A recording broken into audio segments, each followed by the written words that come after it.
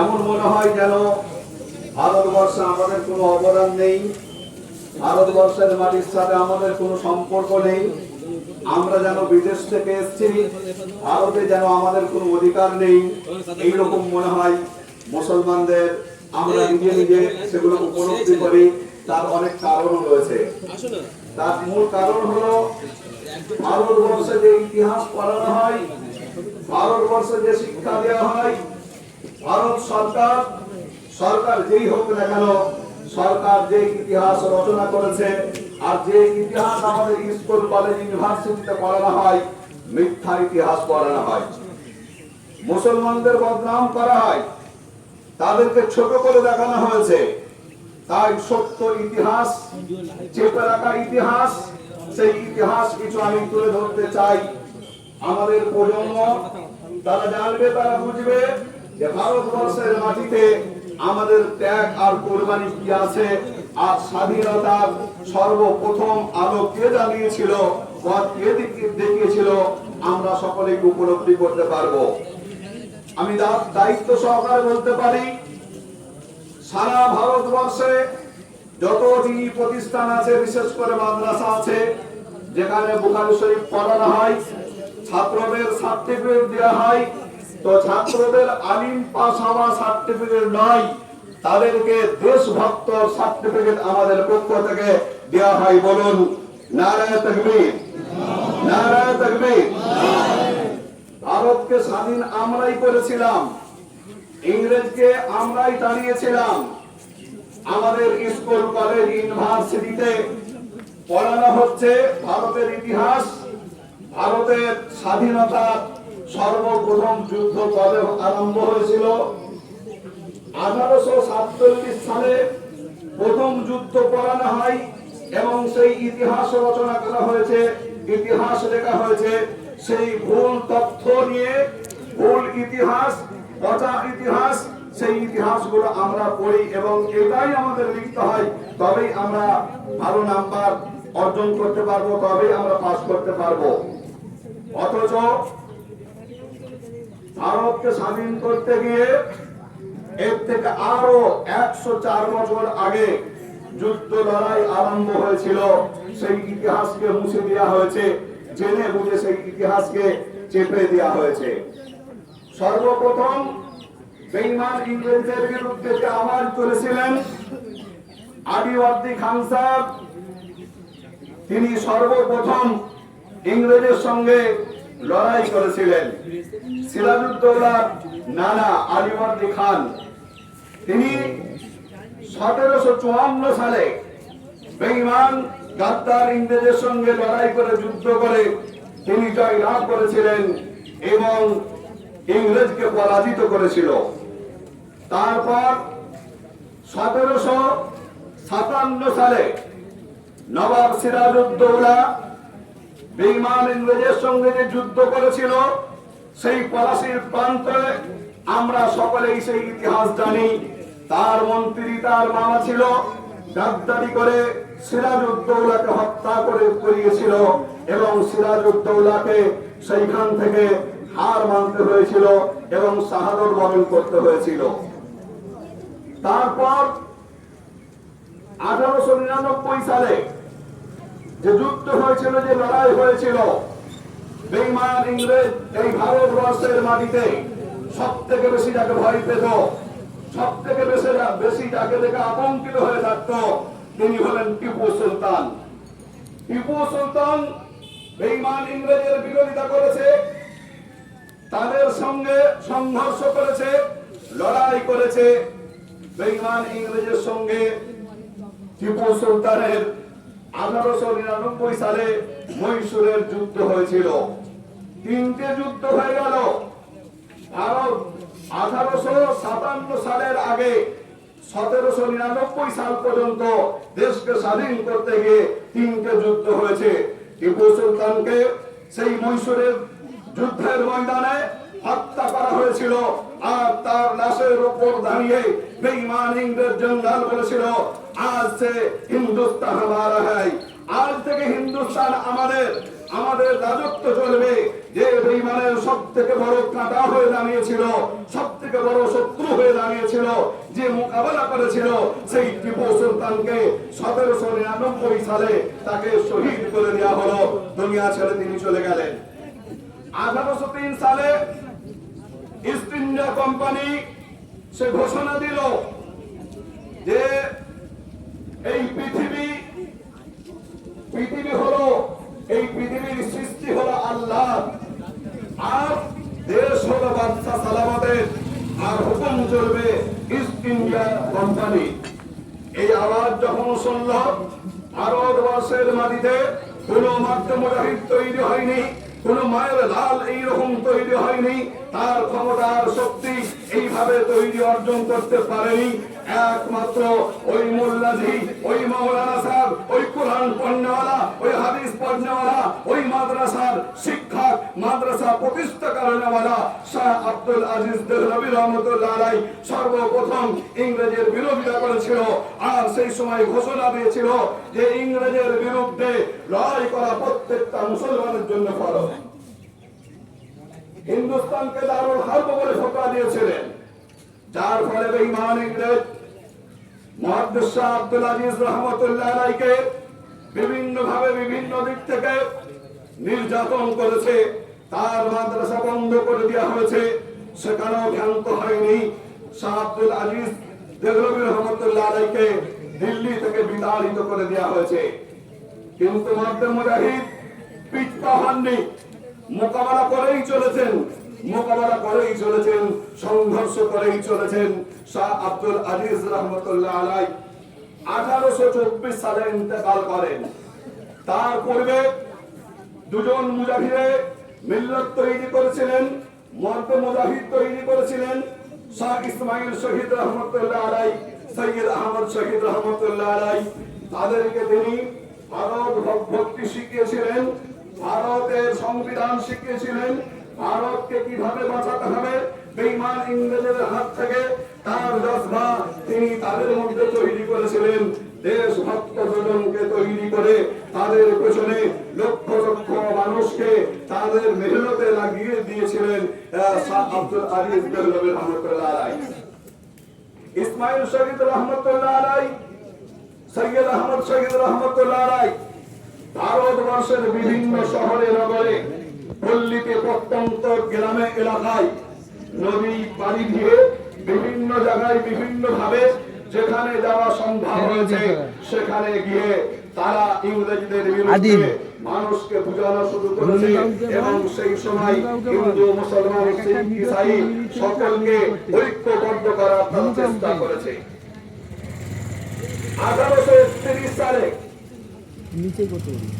শাহ রহমতুল্লাহ আলাইহি তৈরি করা দুই তার সাথী এবং সঙ্গী যোদ্ধা 1831 সালে তাদের যুদ্ধ হয় বেঈমান ইংরেজের সঙ্গে, আর বেঈমান ইংরেজের সঙ্গে যুদ্ধে তারা পরাজিত হন, আর তাদের শাহাদত বরণ করতে হয়। ইসমাইল শহীদ রহমতুল্লাহ আলাইহি শাহাদত বরণ করলেন, সৈয়দ আহমদ শহীদ রহমতুল্লাহ আলাইহি তিনিও শাহাদত বরণ করলেন। তারপর এতদিন কেটে গেল, এটা ছিল স্বাধীনতার বিরুদ্ধে, স্বাধীনতা আনার জন্য স্বাধীনতার চতুর্থ লড়াই ছিল এবং যুদ্ধ ছিল। কিন্তু বড় দুঃখ আর আফসোসের বিষয়, ভারতবর্ষের যে ইতিহাস লেখা হয়েছে এই যুদ্ধগুলোকে বাদ দিয়ে দেওয়া হয়েছে। তার আগে অনেক ছোট ছোট যুদ্ধ হয়েছে, অনেক বড় বড় নবাবের সাথে যুদ্ধ হয়েছে, অনেক বড় বড় রাজা প্রজাদের সঙ্গে যুদ্ধ হয়েছে। সেই যুদ্ধগুলোকে একত্রিত করা হয়নি, সেগুলোকে দেখানো হয়নি। শাহ ইসমাইল শহীদ রহমতুল্লাহ আলাইহি তিনি একজন সেই যুগের নবাব ছিলেন। মিরপুরের সেই নবাবের কাছে তিনি যখন পৌঁছালেন, গাজীপুরের নবাব সেই যুগে ইসমাইল শহীদ রহমতুল্লাহ আলাইহিকে 1 লক্ষের উপর কয়েন দিয়েছিলেন, আর উপহার স্বরূপ, যোদ্ধা স্বরূপ তার কলিজার টুকরো সন্তানকে তিনি দিয়ে বলেছিলেন, এই ভারতবর্ষের মাটি থেকে বেঈমান ইংরেজকে উদ্ধার করার জন্য, দেশকে বেঈমানদের হাত থেকে বাঁচানোর জন্য আমি 1 লক্ষ রুপোর এই কয়েন দিলাম। আর তার সাথে সাথে আমার জন্ম দেওয়া আমার পরিত্যক্ত করে সন্তান, আমার আওলাদ, আমার সন্তানকে আমি দিলাম। ইব্রাহিম আলাইহিস সালাতু ওয়াস সালাম দিনকে হেফাজত করার জন্য যেমন তার পরিত্যক্ত করে বাচ্চার বেলায় ছুরি চালাতে কুণ্ঠাবোধ করেনি, আমিও দেখতে চাই এই ভারতবর্ষের মানুষের নিরাপত্তার জন্য আর বেঈমান ইংরেজের গোলামি থেকে তাদেরকে আজাদ করার জন্য আমি আমার সন্তানের বেলায় ছুরি চালাতে দেখতে চাই। বলুন সুবহানাল্লাহ। এটা হলো মুসলমানদের অবদান, এটা হলো মুসলমানদের ইমানি শক্তি, এটা হলো মুসলমানদের দেশভক্তি। আজ যারা মুসলমানদেরকে দেশভক্তির কথা বলে এবং বুঝায়, বড় লজ্জার আগে আমার মনে হয় পৃথিবীর ইতিহাসে তারা সব থেকে মূর্খ এবং সব থেকে জঘন্য। ভারতবর্ষে স্বাধীনতা যদি আনতে হয় মুসলমানরাই এনেছে, উলামারাই এনেছে। তাই ডক্টর শান্তিময় রায় কলকাতা কলকাতা ইউনিভার্সিটির প্রফেসর, তিনি লিখেছেন মুসলমানদের যদি অবদান ভারত স্বাধীনতায় না থাকতো তাহলে ভারত স্বাধীন হতে আরো 100 বছর সময় লাগতো। তার আজও ভারত স্বাধীন হতো না। সেটা নিখুঁত ভাবে যদি বিচার করা যায়, নিখুঁত ভাবে বিচার করলে 1754 সালে সর্বপ্রথম আলী মাহদি খান তিনি জিহাদ করেছিলেন ইংরেজের বিরুদ্ধে। আর সর্বপ্রথম স্বাধীনতার যুদ্ধ, যেটা প্রথম যুদ্ধ ভারতবর্ষের ইতিহাসে দেখানো হচ্ছে, সেটা হলো 1847 সাল। তার 104 বছর। 104 বছর আগে কোন হিন্দু সাথ দিয়েছিল না, কোন শিখ সাথ দিয়েছিল না, কোন ইসাই সাথ দিয়েছিল না। তাদের মাথার মধ্যেই আসেনি, তাদের চিন্তাধারার মধ্যেই আসেনি। চিন্তাধারা হয়েছিল তাদের ওই মাওলানা সাহেব মোল্লাজি, কোরআন পড়ানেওয়ালা, হাদিস পড়ানেওয়ালা, মাদ্রাসা প্রতিষ্ঠা করেনেওয়ালা, মাদ্রাসার শাইখুল হাদিস সর্বপ্রথম ইংরেজের বিরুদ্ধে তিনি আওয়াজ তুলেছিলেন। আর ভারতবর্ষের মাটিতে মুসলমানদের ঠাঁই নাই, মুসলমানদের হক আর অধিকার নাই যারা বলে, তাদের দেশের ইতিহাস জানা দরকার। এই ভারতবর্ষের মাটিতে আমরা আন্দোলন করে, আমরা শাহাদত বরণ করে, আমরা হাসি মুখে ফাঁসির মঞ্চে গলা দিয়ে গলা কাটিয়ে ভারতকে আমরা ইংরেজের হাত থেকে স্বাধীন করেছি। ইংরেজকে 7 সমুদ্রের কারণে আমরা পার করে চলেছি। আমরা ইংরেজের সঙ্গে লড়াই করে আমরা জিতেছি। অতএব এই ভারতবর্ষের মাটিতে সব থেকে বেশি যদি অধিকার থাকতে হয় উলামায়ে দিনদের আছে, মুসলমানদের আছে।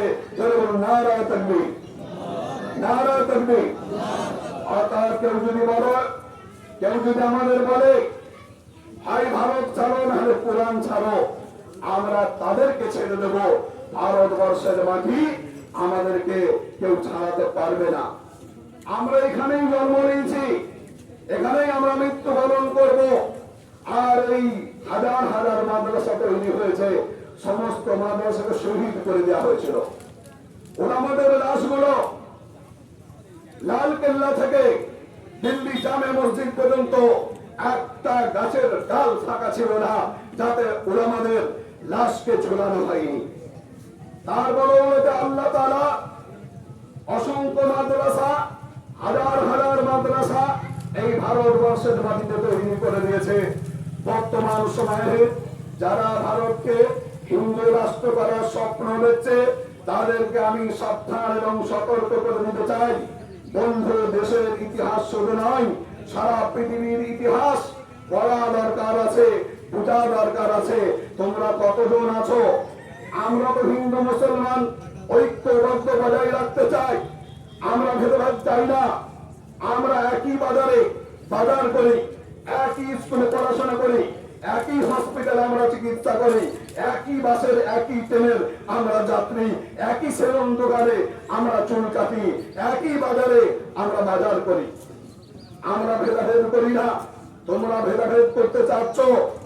সারা পৃথিবীতে 200 কোটি মুসলমান আছে, সারা পৃথিবীতে 200 কোটি মুসলমান বসবাস করে। যেখানে হিন্দু সারা পৃথিবী জুড়ে 116 কোটি বসবাস করে।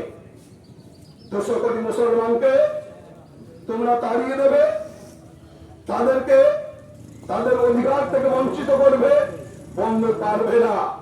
আমরা আমাদের অধিকারকে ছিনিয়ে নেওয়ার জন্য আমরা ভারতবর্ষের সংবিধান আর আইনকে বাকি রাখার জন্য, আমরা দেশভক্ত তৈরি করার জন্য এই মাদ্রাসাগুলো খুলে রেখেছি। মাদ্রাসা যদি না থাকতো, ভারত স্বাধীনতা লাভ করতে 104 বছর আরো সময় লেগে যেত। তাই বর্তমান সরকার হোক আর আগামী সরকার হোক, যে সরকার ভারতবর্ষে আসবে, তাদের উচিত হলো এই পেছনের ইতিহাসগুলো আমাদের সিলেবাসে গণ্য করা, সিলেবাস মুক্ত করা দরকার। আমাদের সিলেবাসে সেইগুলো না রেখে মিথ্যা পচা ইতিহাস আমাদেরকে পড়ানো হচ্ছে, আর মুসলমানদেরকে ছোট করে খাটো করে দেখানো হচ্ছে। ওই যুগের মুসলমান তাদের যেমন ইমানি জজবা ছিল, দেশের ভক্তি আর ভালোবাসা ছিল, আজ আমাদেরও দেশের ভক্তি আর ভালোবাসা আছে। তাই আমরা এই দেশের আইনকে, এই দেশের সংবিধানকে আমরা অক্ষুণ্ণ রাখতে চাই। আমাদের দেশকে আমরা স্বেচ্ছাচারের হাতে আমরা তুলে দিতে চাই না। দেশের আইনকে যে অক্ষুণ্ণ রাখবে না, দেশের মর্যাদাকে যে অপমান করবে, দেশের সঙ্গে যে গাদ্দারি করবে, তার সাথে আমাদের যুদ্ধ ঘোষণা থাকবে। আমরা আমাদের প্রাণের থেকে আমাদের দেশকে বেশি ভক্তি করি, বেশি ভালোবাসি। তাই আমাদের পূর্বপুরুষ তাদের কুরবানি দেওয়া, তাদের শাহাদত বরণ করা, তাদের বলিদান করা সহজ এবং সরল হয়ে গেছে। আজ আমি আমাদের ছাত্র ভাইদেরকে বলবো, মুসলিম সমাজের মানুষকে বলবো যে আমরা এইরকম একটা দুটো নয়, হাজার হাজার মাদ্রাসা আমরা প্রতিষ্ঠা করব, আর হাজার হাজার সেখান থেকে দেশভক্ত তৈরি করব। আর দেশের হয়ে তারা লড়বে, দেশকে বাঁচানোর জন্য লড়বে, দেশের সংবিধানকে অক্ষুণ্ণ রাখার জন্য তারা লড়বে। দেশকে আমরা অক্ষুণ্ণ রাখবো, দেশকে আমরা অক্ষুণ্ণ রাখবো। আল্লাহ তাবারক ওয়া তাআলা আমাদের দেশকে বেঈমানদের হাত থেকে, জালিমদের হাত থেকে, অত্যাচারদের হাত থেকে আল্লাহ নিরাপত্তা দান করুন। বলুন আল্লাহুম্মা আমিন। ওয়া আখিরু দাওয়ানা আলহামদুলিল্লাহি রাব্বিল আলামিন। আসসালামু আলাইকুম ওয়া রাহমাতুল্লাহি ওয়া বারাকাতুহু।